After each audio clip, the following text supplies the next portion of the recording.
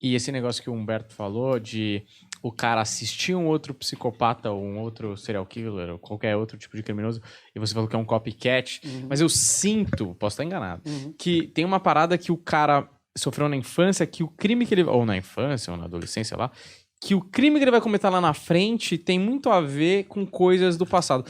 No próprio Mindhunter, eu acho que tem uma parada com o sapato da mãe. Que o cara fica fissurado no sapato da mulher, porque a mãe batia nele com o sapato. Alguma coisa, uma história assim, que eu acho que, nem sei se é verdade ou não, simplifica muito o que eu tô falando, mas o cara tem um cenário ali que isso vai reverter, que nem você fez agora, né? Que você fala, o cara tá treinando, ou tem alguma coisa ancorada lá no passado que reverte nos comportamentos padronizados que ele vai cometer nos crimes dele. Inclusive, a psicologia costuma dizer assim, nós não somos dissociados de nós mesmos. Então, a gente reflete a nossa história de vida. Tá? Então, sim, eles vão... A gente vê criminosos, por exemplo, que matam prostitutas porque a mãe era prostituta. Então, tem a ver com a história de vida dele. Ele não aceitava aquilo e ele vai matar prostitutas como uma forma dele punir a mãe porque era prostituta. Isso é simbólico.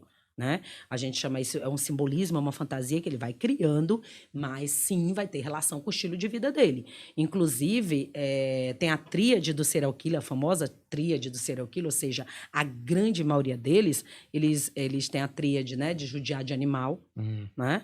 Desde isso pequeno, é muito comum, desde pequeno. né? Desde pequeno judiar de animais, falta de controle dos infícteres, ou seja, as crianças têm idades diferenciadas para parar de fazer cocô, xixi na calça, né?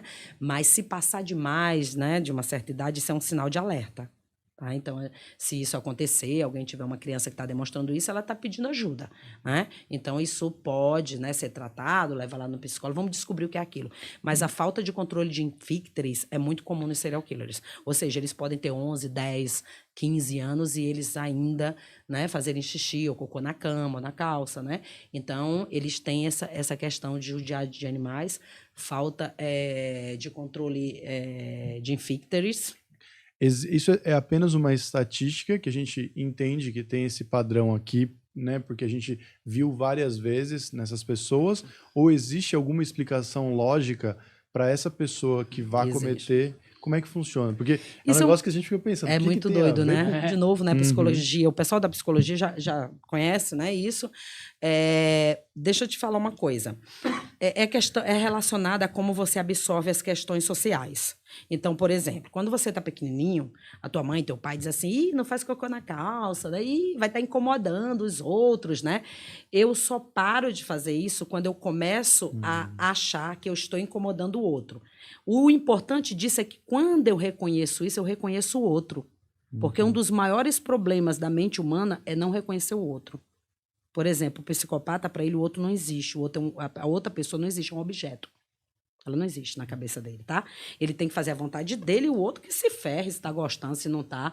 Então, uma das questões que faz a gente, vamos dizer, se comportar socialmente bem, pelo menos de um certo limite que a gente não vai matar outras pessoas, é eu me incomodar com o outro. O outro sente dor, né? O outro existe, o outro tem as vontades, tem os desejos deles, né? Então, quando eu controlo o infíctero, na realidade é o cérebro. Então, o cérebro está dizendo assim, controla aí, porque tu vai incomodar as pessoas.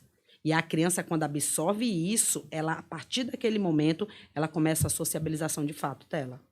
Então, ela começa o que é se sociabilizar, né? Basicamente, eu vou dentro do processo de sociabilização, está toda a racionalidade humana. Olha que interessante. Por exemplo, qual é a diferença do homem para o animal? É a razão. Mas como eu adquiro a razão? Eu adquiro a razão quando eu vou me sociabilizando. Tá? E aí pode ser por experiências, vivências. Alguém diz para mim, não faça isso, que isso não é legal. E eu vou absorvendo, introjetando aquilo, e aí eu começo a moldar o meu comportamento, porque eu não quero atingir o outro, eu não quero ser um chato, eu não quero estar fedendo na frente dos outros, né? Então eu começo a ir me poldando, né, nesse sentido. E a gente percebe que, por exemplo, os criminosos violentos, e principalmente os psicopatas, eles não têm essa preocupação. O outro não existe. Isso faz muito sentido, viu? Porque tem pessoas, eu falo pra você que tem pessoas que elas, é isso que eu acho, elas não... Eu acho muita gente, várias pessoas que eu convivo no meu dia a dia, que eu olho e falo, puta, esse cara aqui, se ele tivesse a oportunidade de cometer um assassinato, um estupro, se ele soubesse sabe, o que você faz quando ninguém tá vendo, ele faria.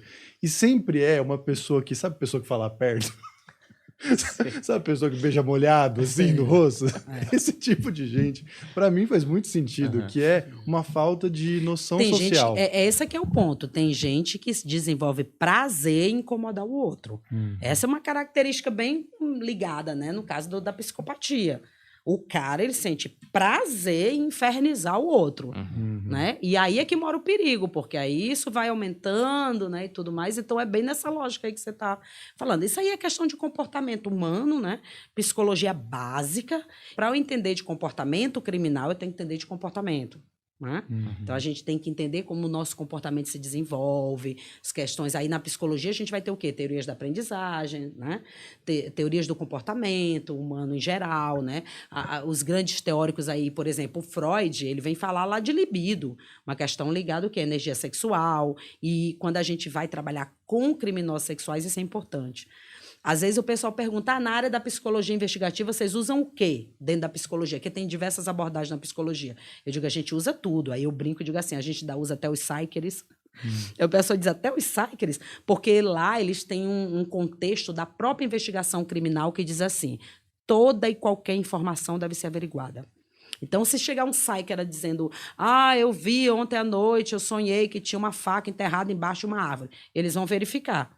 Não é questão de acreditar ou não nesse psyker, é a questão de que toda informação tem que ser averiguada. Por quê? Porque esse próprio psyker pode ser o cara que botou a faca ali e pode ter envolvimento com crime. Então, eu brinco e digo assim, até os psykers são levados em consideração, né? Imagine as questões relacionadas a contextos todos. Então, na psicologia, a gente tem gente que estudou, por exemplo, a parte da mente, ou a neuropsicologia, a gente tem um pessoal que estudou a parte da libido, as questões de fantasia, consciente, inconsciente, que é, por exemplo, a psicanálise. A gente tem outros que estudaram mais as questões neurológicas relacionadas à personalidade humana, e assim, todos esses contextos vão te dando as respostas por a diferente gama de comportamento criminal que a gente pode ter. Os 3 pilares são crueldade contra animais, obsessão por fogo e...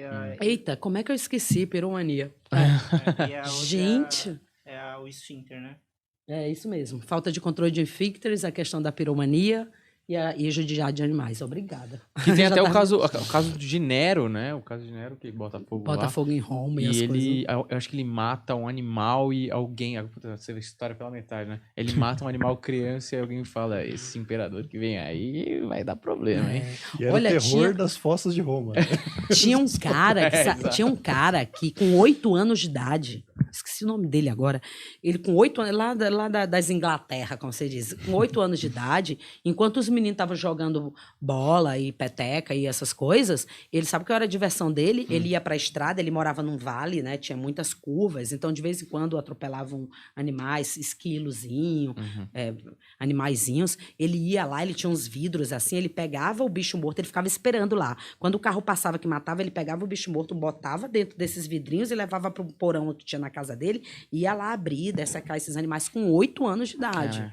Então, você vê que a fascinação do cara já é diferente. Tinha um outro que ele andava pela mata e ele tinha aqueles martelos grandões de borracha e ele disse que o maior prazer que ele sentia é chegar assim numa árvore, espragatar, como a gente diz, né? Uma minhoquinha, uma largatinha subindo, porque ele sentia aquele prazer em ver aquele bicho se desfazer, né? E é interessante porque você diz assim, pô, tem cara que ele vai matar alguém, não basta só para ele matar alguém, né?